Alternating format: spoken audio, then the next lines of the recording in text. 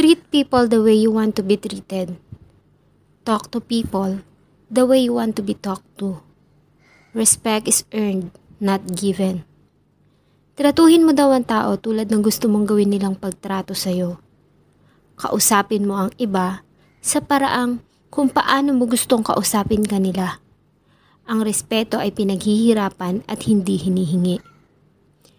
Ngunit sapat nga ba ang kawalan ng respeto para kumitil ng buhay ng isang tao?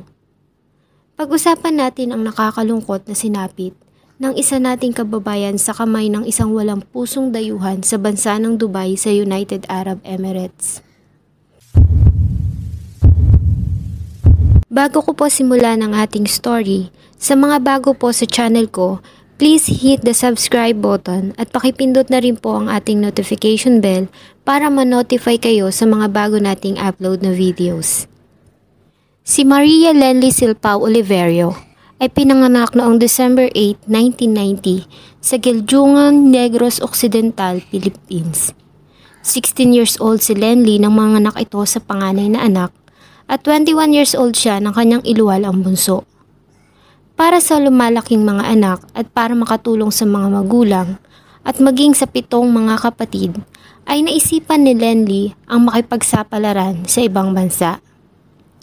Taong 2012 ay nilisan ni Lenly ang Pilipinas at nagtungo sa Dubai, United Arab Emirates upang mamasukan bilang isang domestic helper doon.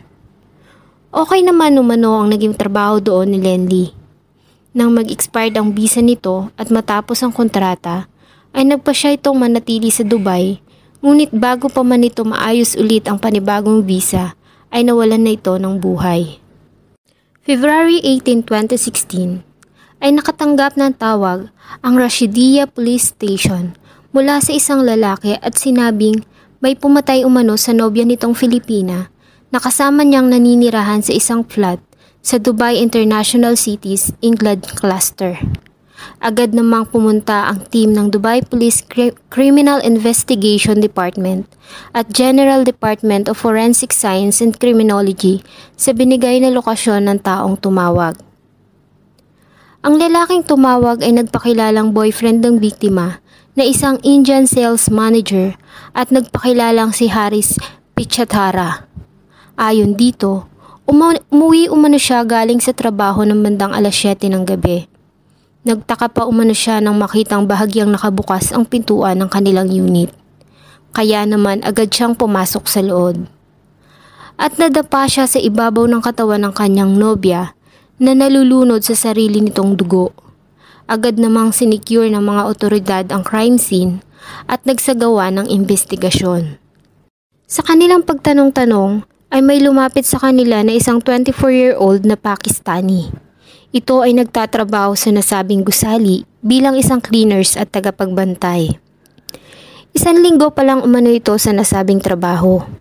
Sinamahan sila nito sa surveillance room at ito pa nga umano ang nagbukas nito para sa kanila. At wala naman umano silang nakitang kahina-hinala sa mga footage. Ayon pa sa mga investigador, ay hindi nila pinaghihinalaan ang nasabing Pakistani dahil naging very cooperative ito sa kanilang ginagawang investigasyon. Ang nobyo naman ng biktima ay hinold nila sa presinto habang pinag-aaralan ng kaso. Dinala naman nila ang bangkay ni Lenly sa Rashid Hospital Mortuary Morgue sa Dubai. Makalipas ang 2 araw ay nagtaka sila dahil ngayon lang nila napansin na may mga sugat sa leeg at tuhod ang nasabing Pakistani. Nang kanila itong tanungin ay nag-iba ang kilos nito at tila naging balisa. Ayon dito ay nasugat umano ang kanyang mukha nang dahil sa pag-ahait niya ng balbas. Ang sugat naman sa tuhod ay dahil sa pagkakadapa. Ngunit nang huli ay kusa na rin itong umamin sa nagawang krimen dahil sa nakuhang DNA nito sa crime scene. Ang suspect ay isang Pakistani national na pinangalanan nilang Khurshid. Ayon dito, noong February 18 at around 9 in the morning, ay naglalampaso umano siya sa koridor nang lumabas ang biktima. Pinakiusapan niya umano ito na manatili sandali habang tinatapos niya ang paglalampaso ng sahig. Ngunit nagalit daw umano ito at sinigawan siya Sinabihan pa nga umano siya nito ng idiot at sinipa ang timba ng tubig na kanyang ginagamit. Nang matapos niya umano ang paglilinis, ay umakyat siya sa rooftop kung nasaan ang kanyang kwarto. Upang kumuha ng pera, nagtungo umano siya sa malapit na restaurant para kumain ng hagahan. Habang kumakain ay hindi niya umano makalimutan ang ginawang pambabastos sa kanya ng biktima.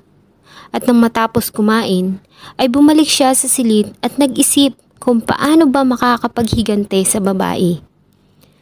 Nang maalala niya na kailangan niya palang ayusin ang sirang fire alarm sa unit ng biktima, agad siyang kumuha ng kutsilyo at screwdriver sa lagayan ng mga tools at tinungo ang unit nito.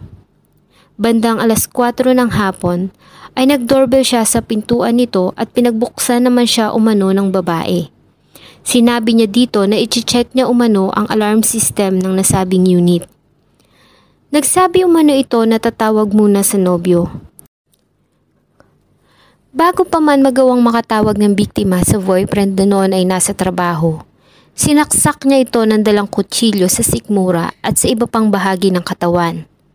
Nang maputol umano ang hawakan ng kutsilyo, ay kinuha niya ang screwdriver at tangkang sasaksakin ang biktima, ngunit nanlaban umano ito at tumalsik ang screwdriver. Sinapok niya umano ito at tinadyakan sa mukha at nagtungo sa kusina at kumuha ng kutsilyo. Sinubukan pa umano nitong humingi ng tulong mula sa bintana, ngunit agad niya itong nahawakan at nakalmot umano siya nito sa mukha. Sinaksak niya umano ito ng paulit-ulit hanggang sa mawalan na ito ng malay. Ngunit tila hindi umano ito mamatay-matay.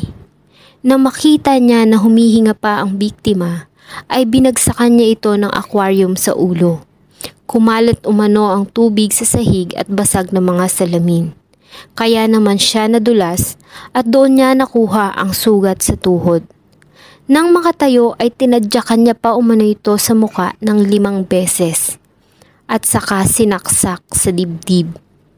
Kinuha niya umano ang pera ng biktima at isang jacket para itago ang kanyang damit na may mga bakas ng dugo. Bumalik siya sa kanyang silid sa rooftop ng gusali at agad na tinapon ang jacket at mga damit sa basurahan. Ang sapatos naman na suot ay hinagis niya sa bubong. Ang Dubai Police Forensic Examiner confirmed na si Maria Lenly Oliverio ay nagtamo ng 66 na saksak sa iba't ibang bahagi ng kanyang katawan. At noong August 2016, ay hinatulan siya ng 27 years na pagkakakulong at deportation pag natapos niya ang kanyang sentensya.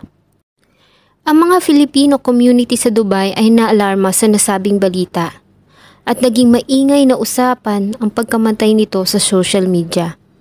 Ayon sa tatay nito na si Eddie Oliverio, 45 years old at isang fisherman, ay palagi umano nilang nakakausap ang anak sa messenger nito. Ang huling umanong message nito at tawag ay noong February 17, 2016 ng 8:00 ng gabi. At nagtaka umano sila dahil lang sumunod na araw ay hindi na ito nagre-reply sa kanilang mga messages at calls.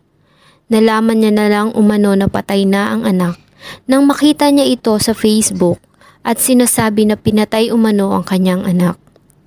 Hindi nila umano alam ang gagawin. Dahil nga sa undocumented OFW na ang anak, ay hindi nila alam kung saan magsisimula. Agad umano silang nanawagan sa Philippine Embassy sa Abu Dhabi, United Arab Emirates sa pamamagitan ng social media. Kumalat sa social media ang panawagan ng mga kamag-anak at kaibigan ng biktima at ang nakalagay, to Philippine Embassy Abu Dhabi, United Arab Emirates. Sa kinauukulan po, humihingi kami ng tulong para mabigyan ng hustisya ang pagkamatay ng mahal namin sa buhay, ang pamangkin po namin na si Maria Lenly Silpao Oliverio. Walang awa po siyang pinaslang sa bansa ng Dubai, United Arab Emirates. Humihingi po kami ng tulong po sa pamamagitan ng pag-share ng post na ito para maikalat po at baka sakaling makatulong para makamit namin ang hustisya para sa kanya. Hindi pa rin po nahuhuli ang tunay na salarin sa pagkamatay niya. At kasalukuyan po siya nasa morgue ng Dubai. At nilarawan po niya ay hindi namin nakikita. Wala din pong exact information na naibigay sa amin. Hindi rin po namin alam kung paano at saan makakahingi ng tulong para makuha ang bangkay niya. Wala kaming kamag-anak na nandoon at kamag-anak lang din ang pwedeng makadalaw sa kanya. Ngayon, sana po matulungan kaming makamit ang hustisya para sa pamangkin ko at sana mahuli na rin ang pumaslang sa kanya. Please help us by sharing this post po. Maraming salamat. Ayon naman kay Deputy Consul General Giovanni Palic, ay agad umano silang nagpadala ng tao nang mabalitaan nila ang nasabing krimen. Agad nilang inalam kung ano bang station ang may hawak ng nasabing kaso at agad din naman nila itong nirelay sa mga kamag-anak ng biktima. The remain of Maria Linley Oliverio ay naiuwi ng Pilipinas makalipas ang ilang buwan. Ang kanya umanong nobyo na isang Indian national ang nag-facilitate ng repatriation nito at ginastos pa nga umano nito ang sariling pera para sa pagpapauwi ng katawan ng nobya. Lesson? Respect. Lagi po natin yang dadalhin kahit saan tayo pumunta, lalo na sa ating mga OFW. Hindi po natin kilala at sadyang iba ang kultura ng mga bansa at taong ating nakakasalamuha. Panatilihing magkaroon ng respeto para respetuhin din nila tayo in return. Sana po ay nagustuhan nyo ang binahagi kong kwento. Please don't forget to hit the like button kung nagustuhan nyo ito. Pa-subscribe na din po at pindutin ang notification bell para ma-update kayo sa mga susunod pa nating video. At kung may nais po kayo na talakayin at malaman, ay i-comment lamang po sa ibaba. Maraming pong salamat.